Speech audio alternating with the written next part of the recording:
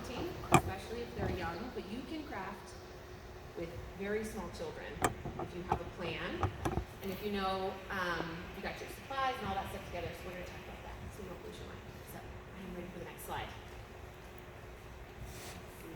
Me too. My mom helped me with this also, but she couldn't, the fonts were all funky, so I'm hoping that it all comes out right.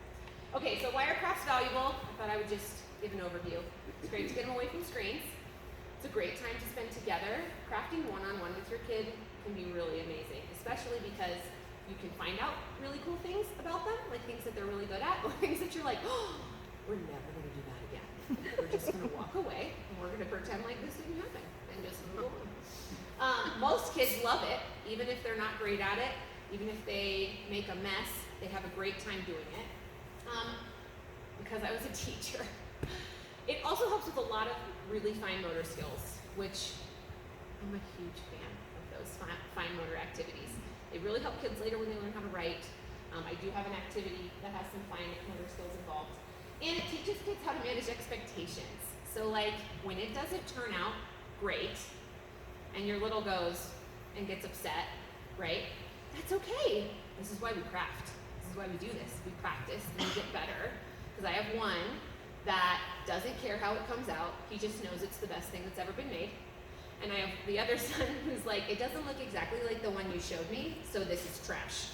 So there's a wide range just within my own home of how kids do with crafting, and it's really good because my oldest has now learned it's okay that it's not perfect. It's okay that it doesn't look exactly the same. Like, you make it for you, he makes it for him, that's okay. Everything's different.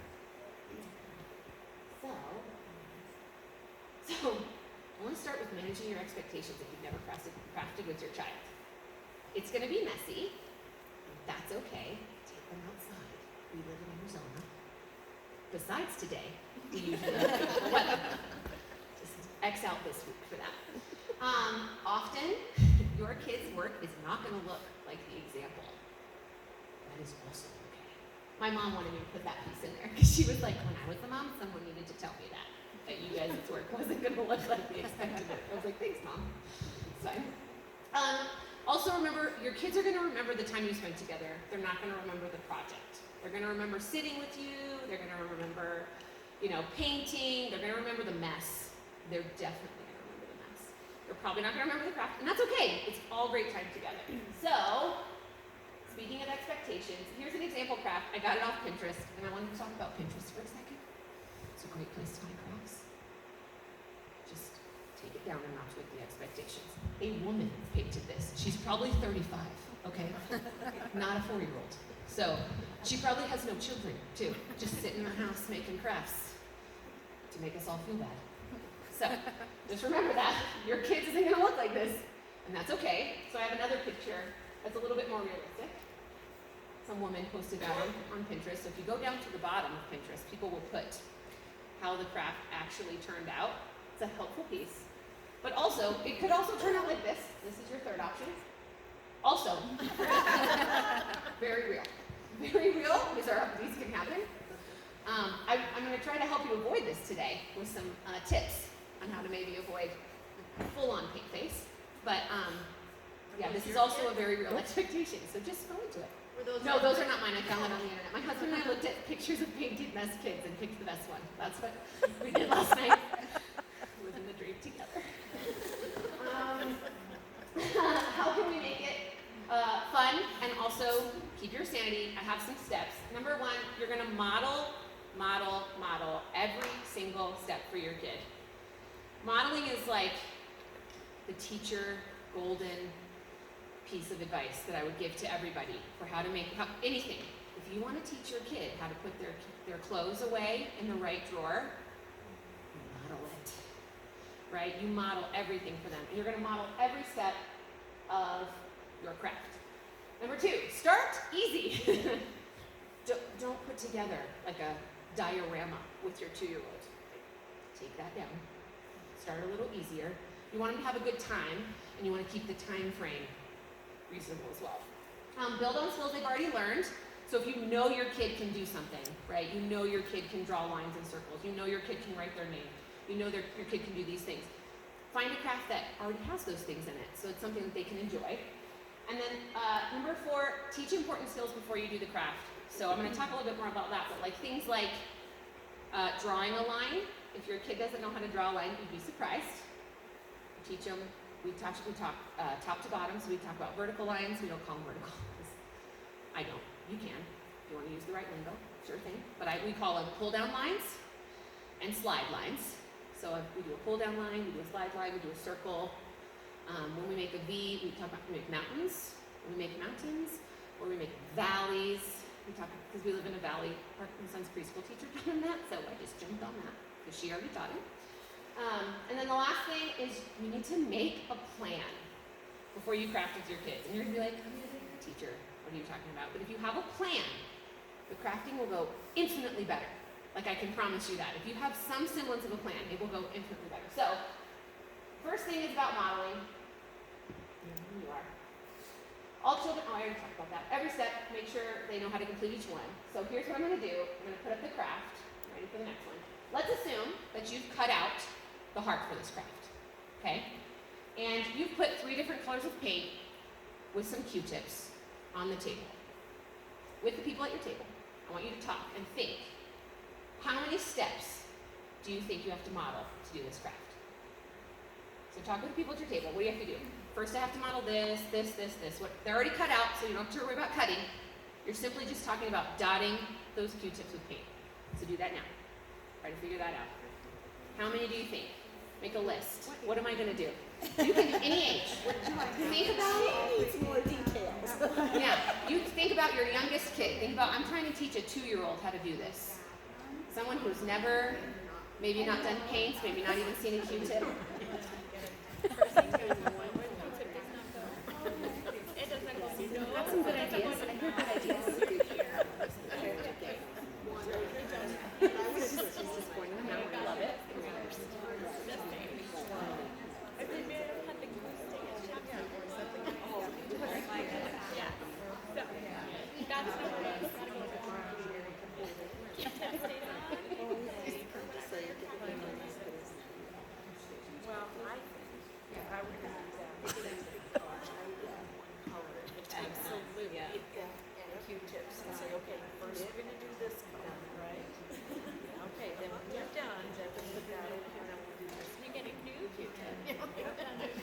All right, how are we doing? You all ready?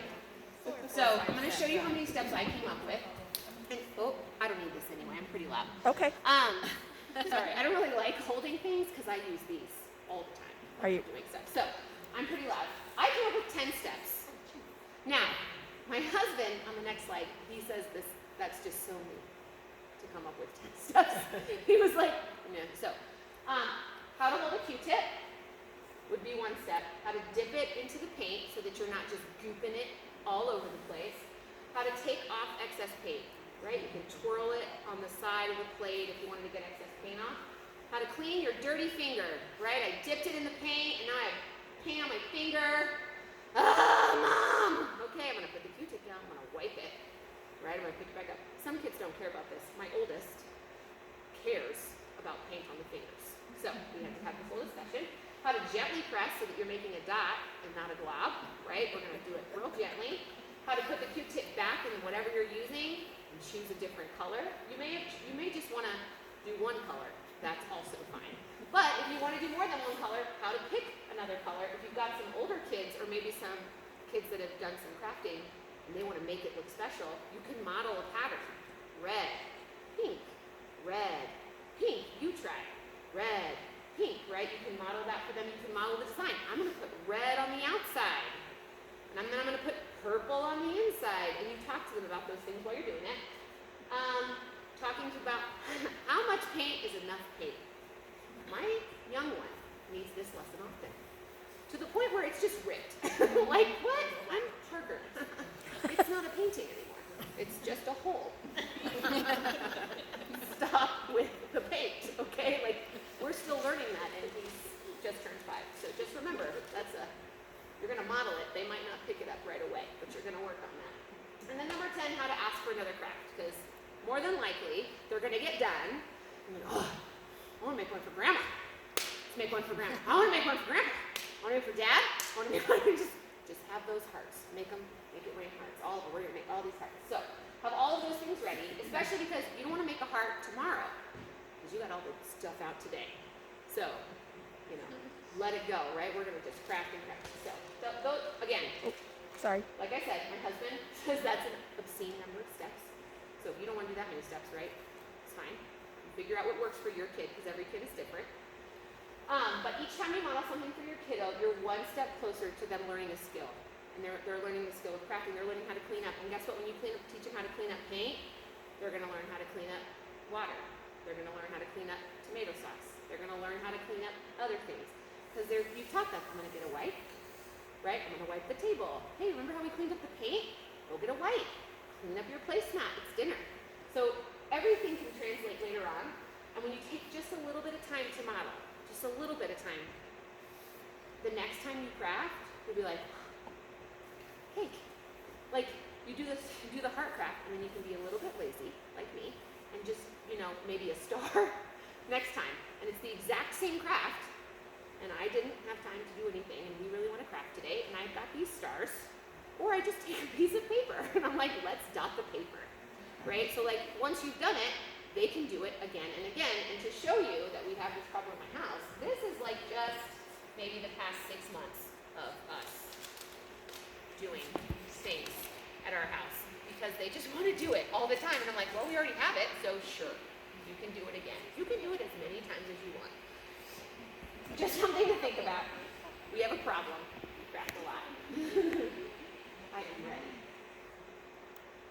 So I want to talk about starting easy. I'm going to give you the first craft that I think you should do with your kids today, and it is drawing a self-portrait. Okay, it is a very easy craft, and you will love it. Okay, you will love it, because you're going to see your kid draw themselves, and you're going to just be like, this is amazing.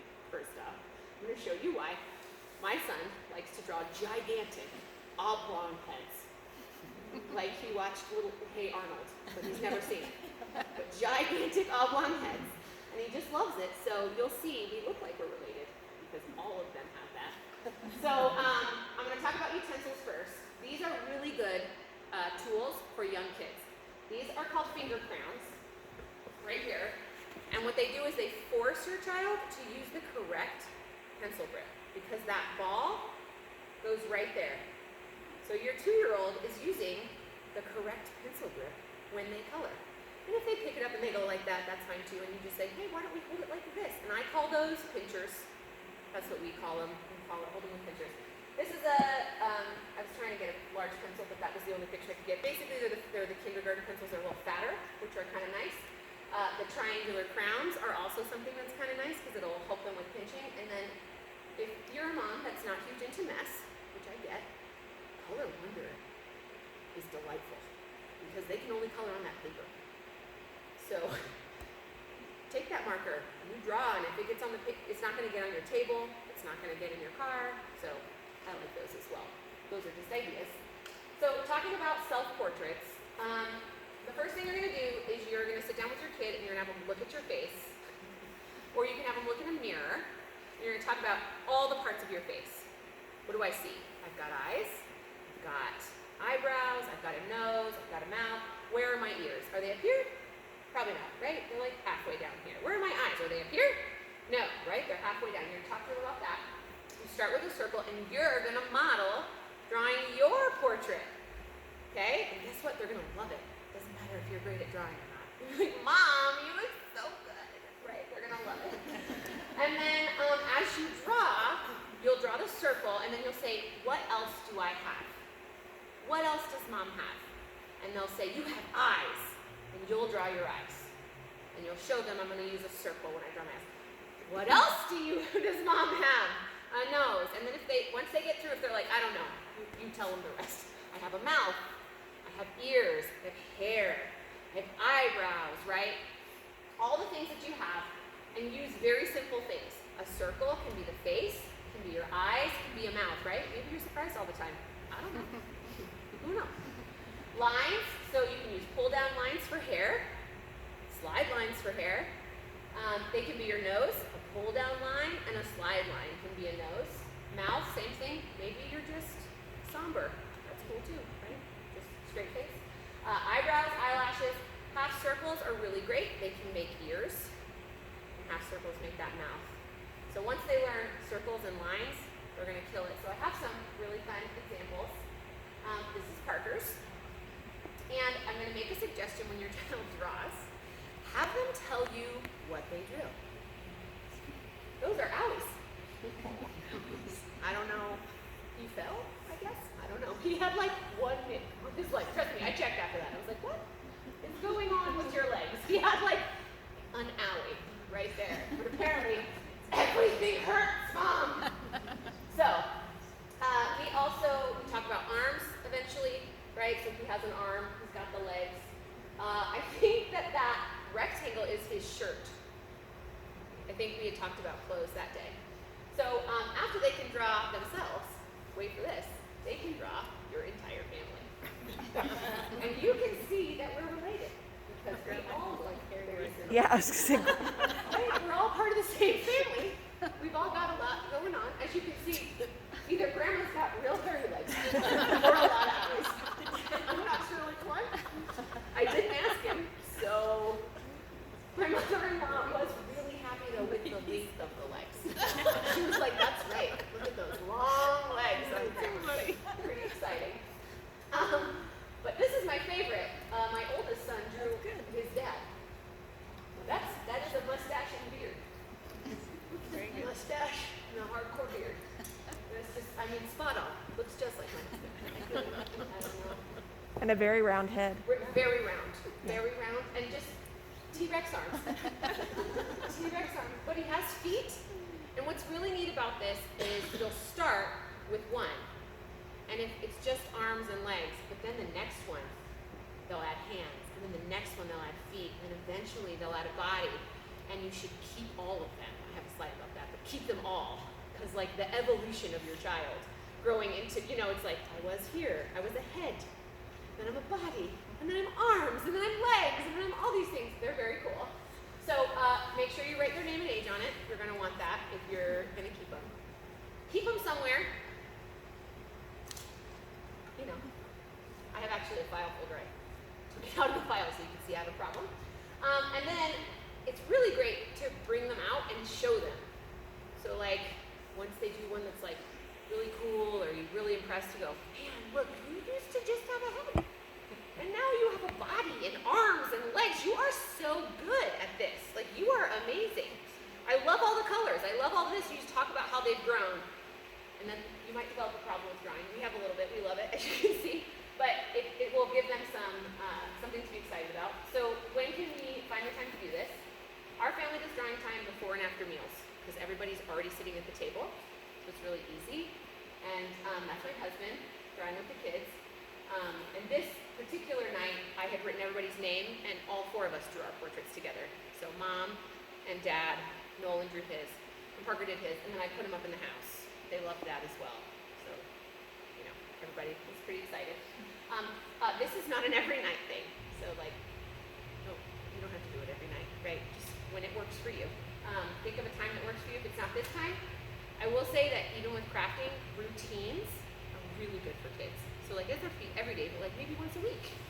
And if you already do a game night, maybe if you have young kids that can't participate in game night, throw in a drawing night every once in a while so that everybody can draw together. It just helps, especially with young kids that maybe can't do games or can't do those things. They can draw.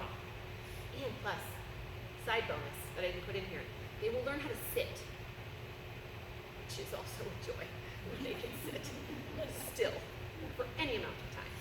So the more into drawing that they get, what is it?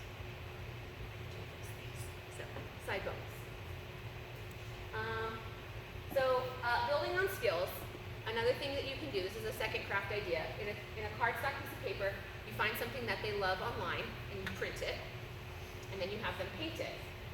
So model how to paint with watercolors. Water. I have a paper towel. I have a cup of water. And I model how to pick a color, and then I paint. And this is great because it's not just coloring, right? It's a little different. And you can teach your kids how to watercolor. And then what you can do after that, you'll see, this is Parker's. He loves dinosaurs. Very colorful. He's is a 60s psychedelic kind of song. And then they can draw a picture, and then they can watercolor it, which I know that doesn't seem like a craft, but it really is for young kids. Like me and my kids love to watercolor now. So I don't know what that is. I think it's an attempt of an octopus.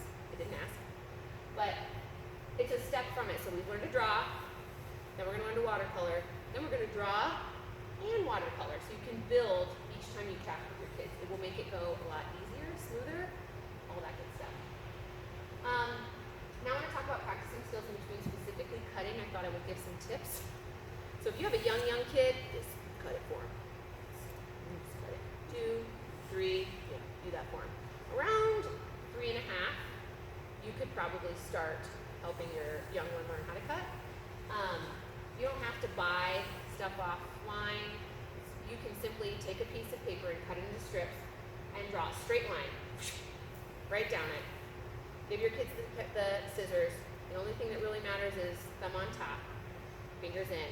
And we do a song, because I was a teacher, and it's like, open, shut them, cut, cut, cut, cut, cut. And they really like that song. You can look up online, there's tons of them. If you don't want to do the song, that's fine too. Not all moms are singers, that's fine. But you teach them how to hold it, and you practice cutting on the paper before you do a craft. Because if you have them practice on the craft, they could get really discouraged with cutting, especially if you decide to cut something very complicated like a flower. You're like, yeah, you got this, and then it's just a hot mess of cutting. They'll get discouraged and they won't like it and they'll be upset. And you don't want to do that, so it's good to practice the skills that you know they might need to have. So you can draw zigzag lines, you can go to Microsoft Word and just draw those shapes and make a little dashed line around them, right? You don't have to be fancy. You make a giant circle and then they can dot the circle, right? They can practice cutting. You can do that stuff with them. You can yourself, you don't have to, if you don't have a printer, you can just take a marker and draw a shape on a paper. I used to take scissors with me back when we went to restaurants. So I would take scissors with me and markers and paper, and my son, I would draw a shape, and he would cut it out while we waited for our food. That was just something he begged me to learn how to cut. I don't know. It was just something. My other one could care less. Doesn't want it. Mom, cut everything. My oldest one was like, I want to learn how to cut, so we took it with us. But these are ways you can help them with that. Just remember, thumb on top. And if your kid's a lefty, buy lefty scissors. Okay? Just do it. It's bite the bullet. Buy the lefty scissors. You're going to have a hard time.